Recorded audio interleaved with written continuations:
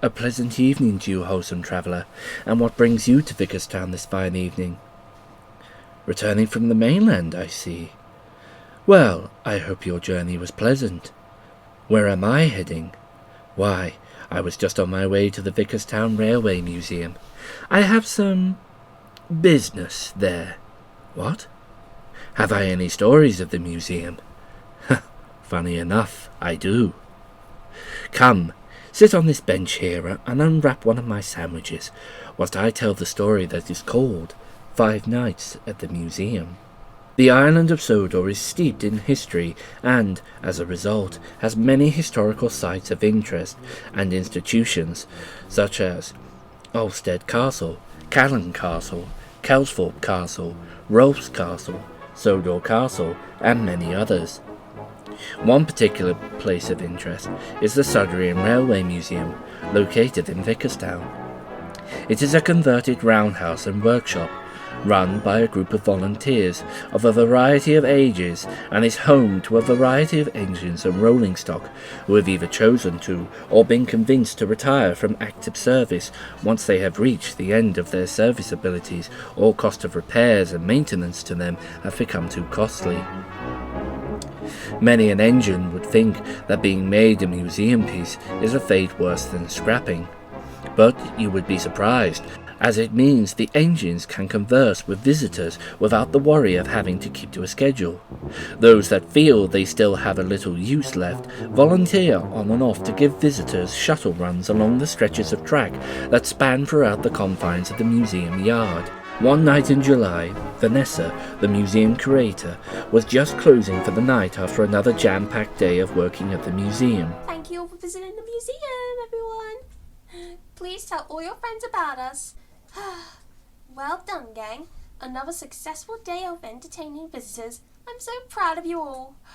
Oh, blimey. I don't know about you lot, but I'm going to sleep well tonight. Not before I've had my clean first. Sorry, Moses, what was that? Good gracious, girl. I'm talking about my daily thorough clean before you retire for the day, like you always do. Need I remind you that I am covered from smokebox to tender in greasy, sticky and slimy handprints? I quite like it when people play in my cab. Makes me feel like I'm back in service again and not just standing here in the middle of a converted workshop with a couple of jammed brake blocks. That's all very well when it's just a child playing at being an engine driver, my dear Abigail, but not when it's a grown man of 34 who still has severe acne and doesn't even sanitize his hands after eating a bag of Wotsits before having the audacity to touch my controls.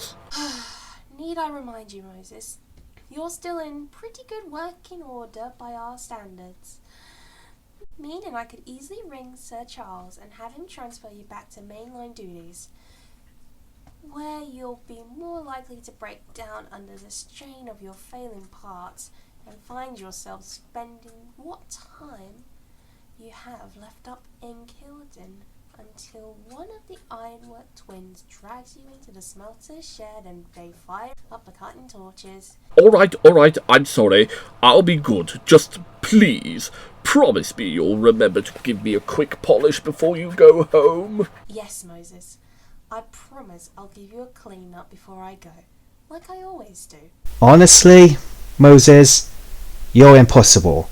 You hardly move except for your shuttle trains, yet you make out like you've been working non-stop for an entire year. Typical big engine behaviour, isn't it, Alex? Feel they need to shine like gold every second of the day. Because unlike you common little tank engines, we big engines were designed for higher purposes.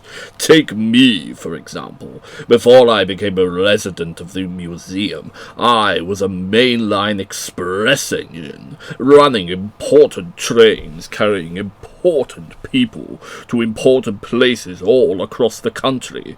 Tell me, do you see an engine such as the Duchess of Loughborough getting her paint dirty? No, Moses, I don't.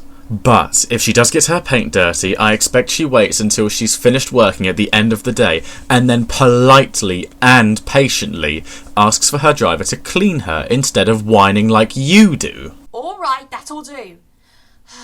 Now listen, before I give you all a thorough clean before going home for the day, I have a few notices. Lister, Sir Robert has asked you to go up to Upstead Castle tomorrow in order to help out, as Glenn's repairs are taking a little longer than usual to complete.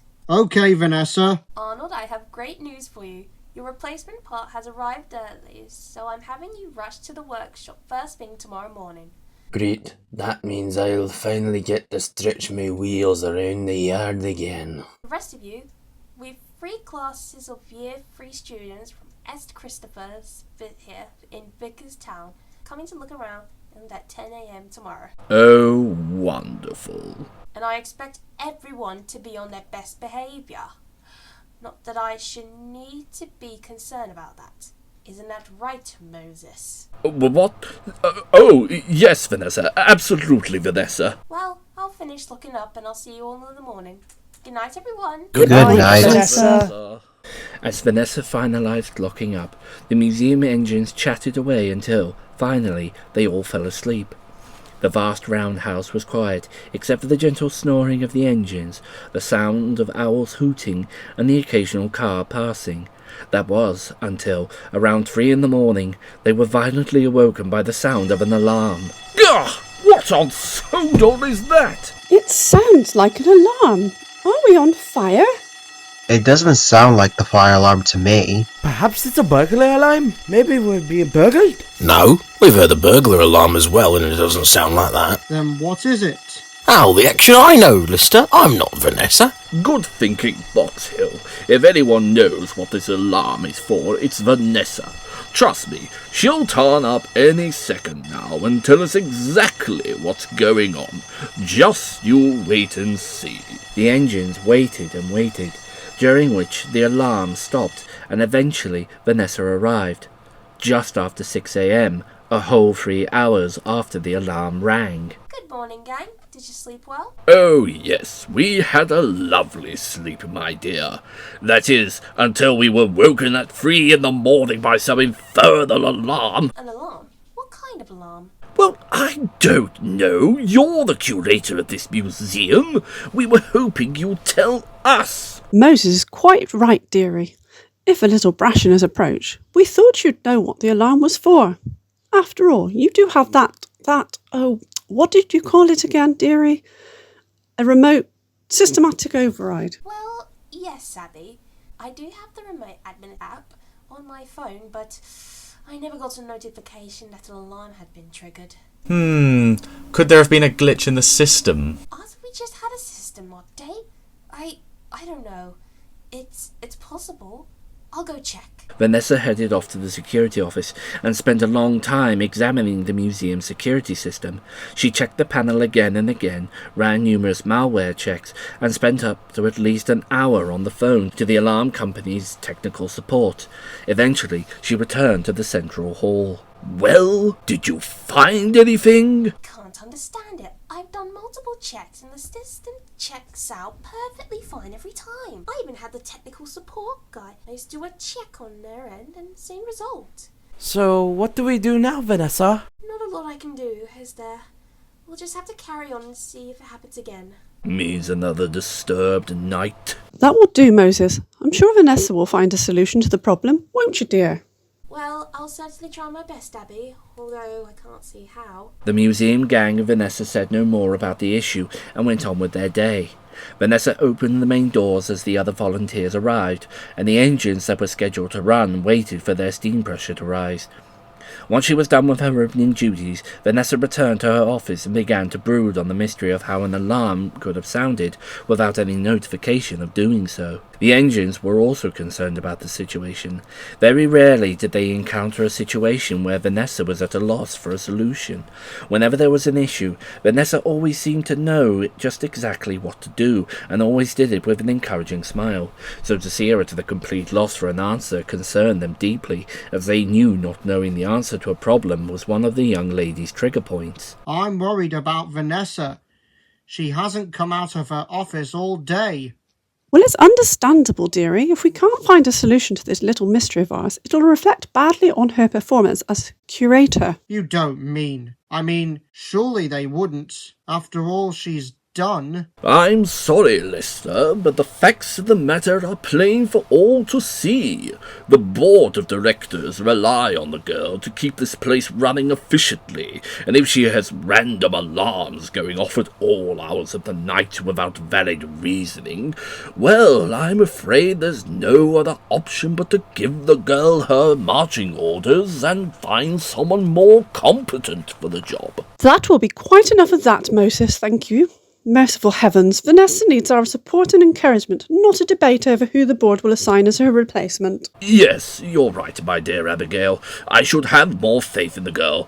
After all, she has been working here for as long as I can remember. You know, now I think about it, I struggle to picture Vanessa's first day here. Hardly surprising, Doc. You did arrive a few years after she started working here after all.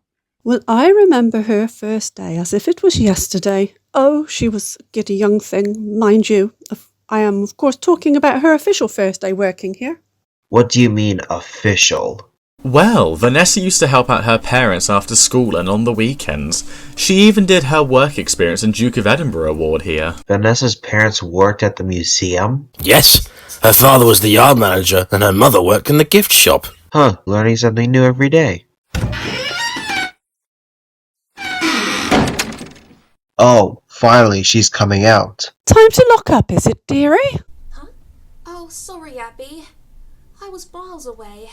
Yeah, it's time to lock up. I'll be along to give you all your wipe downs a bit. You take all the time you need, Vanessa. You absolutely sure, Moses? With the stress you've been under lately, it's only fair. Thanks, Moses. I really appreciate that. A little while later, Box Hill woke to the sound of footsteps. He listened carefully, wondering if Vanessa had forgotten something, but then it dawned on him. If Vanessa had forgotten something, she'd hardly come down to the museum in the middle of the night, unless, of course, it was something really important. He was just about to call out as quietly as he could so as not to wake the others when he suddenly realised something else. The footsteps were far too heavy to be Vanessa's, though they sounded more like those of a man. Bust my buffers. It must be a burglar, or maybe a vandal. Only one thing for it. I shall have to raise the alarm. Alarm! Alarm! Wake up, everybody! Wake, I say! There are ne'er-do-wells amongst us. Oh. Box Hill! What in the blue blazes do you think you're playing at, waking us at this hour of the night? Oh, do be quiet, Moses. Box Hill, you said something about never-do-wells. Do I take it we're in the midst of being burgled? Well, I'm not sure now. You see, I woke up a few minutes ago when I heard these footsteps. At first, I thought it was Vanessa retrieving something she had forgotten, but then I realised if Vanessa had forgotten something, she'd simply come back for it in the morning. Well, you were very clever to wake us up, dearie.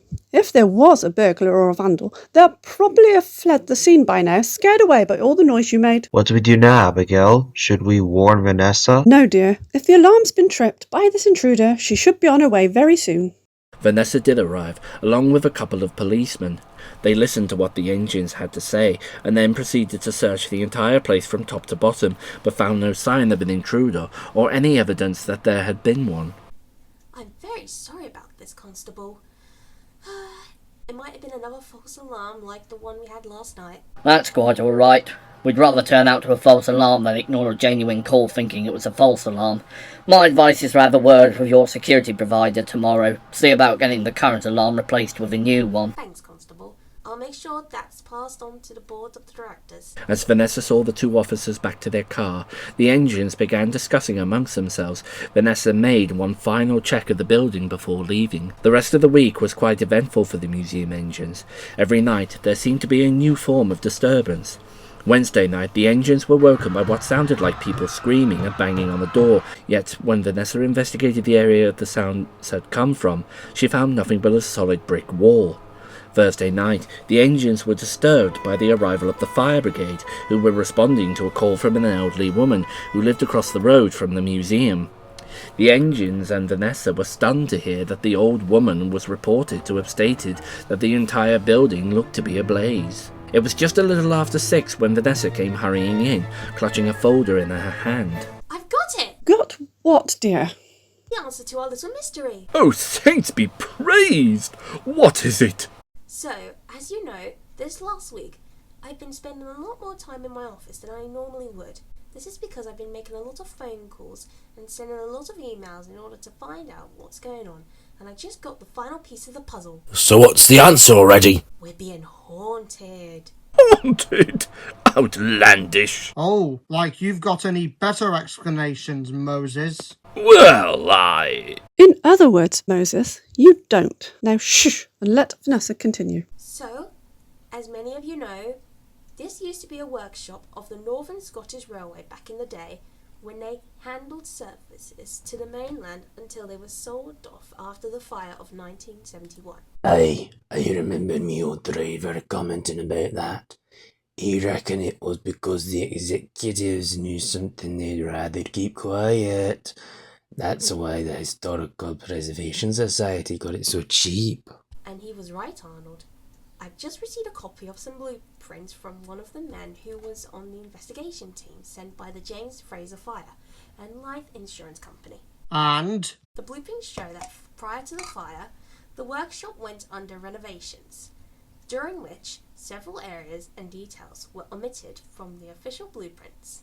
Like what, dearie? Like the fact that 4 of these new areas had inadequate fire exits, and another was overtaxing the electrical supply. No! According to the investigators' report, the fire was caused by an overload circuit breaker that sparked and ignited some improperly stored materials. I recall quite a lot of people died in that fire. Why didn't they try to get out? The report states all the exits in the vicinity of the fire were either too narrow, blocked by equipment and materials, or padlocked. Padlocked? What idiot goes and padlocks a fire exit? Someone was more willing to pay for a couple of padlocks and a few lengths of chain rather than pay for round-the-clock security, I'm afraid, Moses. So, all the things we've been encountering are... I assume those responsible were taken to court. Sadly, Moses, the company thought of that pretty quickly. They admitted to being in violation of the Fire Prevention Act, but made sure the whole thing was written up as a terrible accident. Anyone who tried to report the debris omitted of the details in the blueprints were either threatened with termination or legal action. And the especially troublesome ones got a lot worse. So, what do we do now, Vanessa? I was wondering when someone would ask me that. Okay, this is what we're going to do. Everyone decided to keep the true facts of the haunting a secret. Of course, Vanessa had to explain everything to the board of directors, who decided to utilize the discovery as a tourist attraction. But for Vanessa and the museum gang, they vowed to never forget what they experienced those 5 nights at the museum. So, my good traveller, that is just one of the many stories Sodor Railway Museum has to tell. Oh yes, it has many more, but I would find those out for yourself tomorrow when the museum opens. Ah, the clock doth toll the hour, and summons me back to my work. Godspeed, my traveller, and remember, museums may seem like crumbly old buildings filled with junk, but take the time to listen, and you will hear stories you never knew you would.